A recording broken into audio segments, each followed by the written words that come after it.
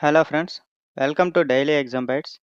ఈ వీడియోలో మనం 8 ఫిబ్రవరి 2026 కరెంట్ అఫైర్స్ని ఎస్ఎస్సి, ఆర్ఆర్బి, బ్యాంకింగ్ ఎగ్జామ్స్ కోసం క్వశ్చన్ అండ్ ఆన్సర్ ఫార్మేట్లో క్లియర్గా చూద్దాం. వీడియో ఎండ్ వరకు చూడండి. ఫస్ట్ క్వశ్చన్: ప్రపంచంలోనే అత్యంత పొడవైన అడవి పాము ఏ దేశంలో కనుగొనబడింది? గిన్నీస్ వరల్డ్ రికార్డ్స్ నిర్ధారించింది. కరెక్ట్ ఆన్సర్ చూసుకుంటే ఆప్షన్ సి, ఇండోనేషియాలో అండి. ఇది ప్రపంచంలోనే అతి పొడవైన పాముగా గిన్నిస్ రికార్డ్ సాధించిందండి. మొత్తం ఎంత పొడవంటే 7.22 మీటర్లండి. అలాగే ఈ పాము సైంటిఫిక్ నేమ్ అంటే మలయో పైథాన్ రెటిక్యులేటస్ అండి. గుర్తుంచుకోవాలి. ప్రపంచంలోనే అత్యంత పొడవైన అడవి పాము ఏ దేశంలో కనుగొనబడింది? గిన్నీస్ వరల్డ్ రికార్డ్స్ నిర్ధారించిందంటే ఇండోనేషియా అండి. దాని పొడవు ఎంతంటే 7.22 మీటర్లండి. అలాగే దాని సైంటిఫిక్ నేమ్ కూడా గుర్తుంచుకోవాలి. మలయో పైథాన్ రెటిక్యులేటస్ అండి. గుర్తుంచుకోవాలి. నెక్స్ట్ క్వశ్చన్: ఎన్నికల ప్రక్రియపై ప్రజల విశ్వాసాన్ని బలోపేతం చేసేందుకు రాబోయే పంచాయతీ మరియు పౌర సంస్థల ఎన్నికలకు ఈవీఎంలకు బదులుగా పేపర్ బ్యాలెట్ల వినియోగాన్ని ఏ రాష్ట్రం ఆమోదించింది? అంటే correct answer option D, Karnataka అండి. గుర్తుంచుకోవాలి. కర్ణాటకలో పంచాయతీ ఎన్నికల్లో తిరిగి పేపర్ బ్యాలెట్లను ప్రవేశపెడుతున్నారండి ఈవీఎంలకు బదులుగా. నెక్స్ట్ క్వశ్చన్: ప్రధానమంత్రి నరేంద్ర మోదీ ఫిబ్రవరి 7, 8, 2026న ఏ దేశంలో తన అధికారిక పర్యటనను ప్రారంభించారు? అంటే correct answer option B, Malaysia అండి. ఈ పర్యటన లక్ష్యం India Malaysia comprehensive strategic partnership బలోపేతం. అలాగే ఇది 3వ అధికారిక మలేషియా పర్యటన అండి మోడీ గారికి. ఇది కూడా గుర్తుంచుకోవాలి. ప్రెజెంట్ మలేషియా ప్రధాని మీకు తెలిసే ఉంటుంది, అన్వర్ ఇబ్రహీం అండి. ఇది కూడా గుర్తుంచుకోవాలి, అడిగే ఛాన్సెస్ ఉన్నాయి. సో గుర్తుంచుకోండి.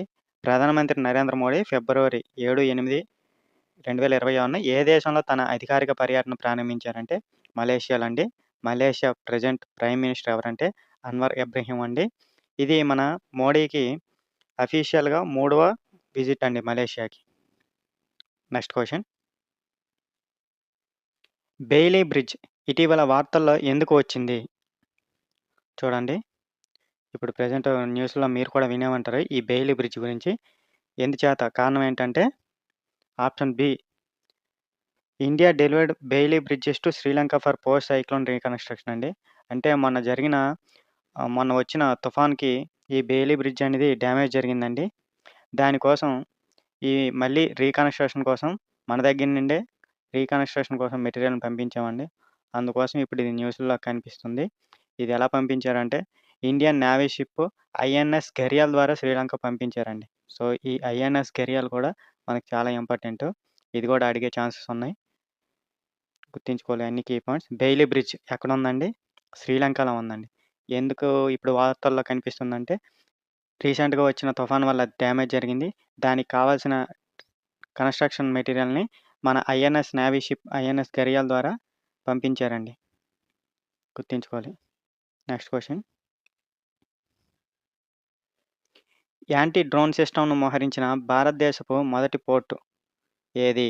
అంటే correct answer option C, VO Chidambaram port అండి. గుర్తుంచుకోవాలి. ఇది ఎక్కడ ఉందంటే తమిళనాడులో ఉందండి. దీని ముందు పేరు ఏముండేదంటే టూటికోరన్ పోర్ట్ అని ఉండేదండి. కానీ చేంజ్ చేశారు. ఇది చిదంబరనాథ్ పోర్ట్ అండి ఇప్పుడు ప్రెజెంట్. 360 డిగ్రీ కవరేజ్‌లో 5 కిలోమీటర్ల పరిధి కలిగి ఉందండి ఈ డ్రోను. యాంటీ డ్రోన్ సిస్టమ్ అనేది గుర్తుంచుకోవాలి. ఎక్కడంటే వివో చిదంబరం పోర్ట్. ఇంతకుముందు దాని పాత పేరు ఏంటంటే టూటికోరన్ పోర్ట్. ప్రెజెంట్ ఈ యాంటీ డ్రోన్ 360 డిగ్రీస్ ప్రొవైడ్ చేస్తున్నాం. అలాగే అప్ టు 5 కిలోమీటర్స్ వరకు దీని రేంజ్ ఉంటుందండి. గుర్తుంచుకోవాలి ఇవన్నీ కీ పాయింట్స్. నెక్స్ట్ క్వశ్చన్: 16 ఏళ్లలోపు పిల్లలకు సోషల్ మీడియా యాక్సెస్‌పై దేశవ్యాప్తంగా నిషేధాన్ని ఏ దేశం ప్రకటించింది? అంటే కరెక్ట్ ఆన్సర్ చూడండి. ఆప్షన్ బి, స్పెయిన్ అండి. చూడండి, మనం ఆల్రెడీ ఈ క్వశ్చన్‌ని మన వీడియోస్‌లో ఇంతకుముందు 2 సార్లు సేమ్ టైప్ ఆఫ్ క్వశ్చన్ మనం మాట్లాడుకున్నాం. కానీ డిఫరెన్సెస్‌లు అన్నీ గుర్తుంచుకోవాలండి. 16 ఏళ్లలోపు పిల్లలకు సోషల్ మీడియా యాక్సెస్‌పై దేశవ్యాప్తంగా నిషేధాన్ని ఏ దేశం ప్రకటించిందంటే ఇక్కడ స్పెయిన్ అండి. ఇది యూరోపియన్ కంట్రీ అండి. అది గుర్తుంచుకోవాలి. అలాగే మనం ఇదే 16 సంవత్సరాల గురించి మాట్లాడుకున్నామండి. అప్పుడది ఆస్ట్రేలియా వచ్చిందండి. డిసెంబర్ 2025న జరిగిందది. అలాగే రీసెంట్‌గా మనం అండర్ 15 గురించి మాట్లాడుకున్నామండి. ఈ 2 16 సంవత్సరాలండి. అలాగే అండర్ 15 బ్యాన్ ఉందండి. అది ఫ్రాన్స్ అండి. గుర్తుంచుకోవాలి. అండర్ 15 అంటే ఫ్రాన్స్ వస్తుంది. అలాగే అండర్ 16లో అయితే యూరోపియన్ కంట్రీ, స్పెయిన్, ఆస్ట్రేలియా 2 ఉన్నాయండి. గుర్తుంచుకోవాలి. కన్‌ఫ్యూజ్ అవ్వకూడదు. Okay. Next question. Underground Dubai loop రవాణా వ్యవస్థను ఏ నగరం తర్వాత ప్రవేశపెట్టినా ప్రపంచంలోనే రెండవ నగరంగా దుబాయ్ అవతరిస్తుంది? అంటే correct answer option C Las Vegas అండి. ఈ ప్రాజెక్ట్‌ను ద బోరింగ్ కంపెనీ అభివృద్ధి చేసిందండి. దుబాయ్ లూప్ పొడవు సుమారు 22.2 కిలోమీటర్లండి. అందుకే గుర్తుంచుకోవాలి. అండర్‌గ్రౌండ్ దుబాయ్ లూప్ రవాణా వ్యవస్థను ఏ నగరం తర్వాత ప్రవేశపెట్టినా ప్రపంచంలోనే రెండవ నగరంగా దుబాయ్ అవతరిస్తుందంటే లాస్ వేగాస్ అండి. గుర్తుంచుకోవాలి. Next question. ఇటీవల వార్తల్లో చూసిన కొండవీడు కోట ఏ రాష్ట్రంలో ఉంది? అంటే correct answer option C Andhra Pradesh అండి. మీరు మన ఏపీ హిస్టరీలో ఈ కొండవీడు కోట గురించి చాలా సార్లు చదివే ఉంటారు. ఇది గుంటూరు జిల్లాలో ఉందండి. ఇటీవల బౌద్ధ స్తూప అవశేషాలు కనుగొనబడ్డాయండి. అందుకే ఇప్పుడు మనకి వార్తల్లోకి వచ్చింది. దీన్ని ప్రోలయ వేమారెడ్డి 1323లో కొండవీడుకు రాజధానిని మార్చారండి. అది మీరు ఆల్రెడీ చదివే ఉంటారు. సో, కాబట్టి మీరు ఈ కీ పాయింట్స్ అన్నీ గుర్తుంచుకోవాలి. క్వెషన్ ఏ విధంగానో అడుగుతాడు కాబట్టి. కొండవీడు కోట ఏ రాష్ట్రంలో ఉందంటే గుంటూరులో ఉందండి. ప్రెజెంట్ ఆంధ్రప్రదేశ్ స్టేటు, గుంటూరు డిస్ట్రిక్ట్‌లో ఉన్నాయండి. ఇక్కడ ఎందుకు న్యూస్‌లోకి వస్తుందంటే బౌద్ధ స్తూప అవశేషాలు కనుగొనబడ్డాయండి రీసెంట్‌గా. దీన్ని ప్రోలయ వేమారెడ్డి 1323లో దీన్ని రాజధానిగా మార్చుకున్నాడండి. Next question. లోకాయాన్ 26 యొక్క మొదటి అంతర్జాతీయ ఓడరేవు కాల్‌గా మరియు భారతదేశం ఒమన్ సముద్ర సహకారాన్ని హైలైట్ చేస్తూ ఒమన్‌లోని సలాలాకు ఏ భారత నౌక వచ్చింది? అంటే correct answer option A INS Sudarshini అండి.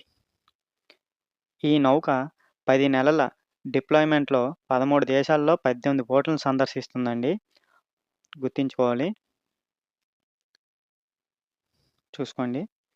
లోకయాన్ 26 యొక్క మొదటి అంతర్జాతీయ ఓడరేవు కాల్‌గా మరియు భారతదేశం ఒమన్ సముద్ర సహకారాన్ని హైలైట్ చేస్తూ ఒమన్‌లోని సలాలాకు ఏ భారత నౌకాదళ నౌక వచ్చింది? అంటే ఐఎన్ఎస్ సుదర్శిని అండి. Next question. ఏ రాష్ట్రం 14 కొత్త అధునాతన 1.5 టెస్లా ఎంఆర్ఐ యంత్రాలను ఆవిష్కరించింది మరియు ఆరోగ్య సంరక్షణ మరియు మౌలిక సదుపాయాలను మెరుగుపరచడానికి 348 కోట్ల విలువైన బహుళ అభివృద్ధి ప్రాజెక్టులను ప్రారంభించింది?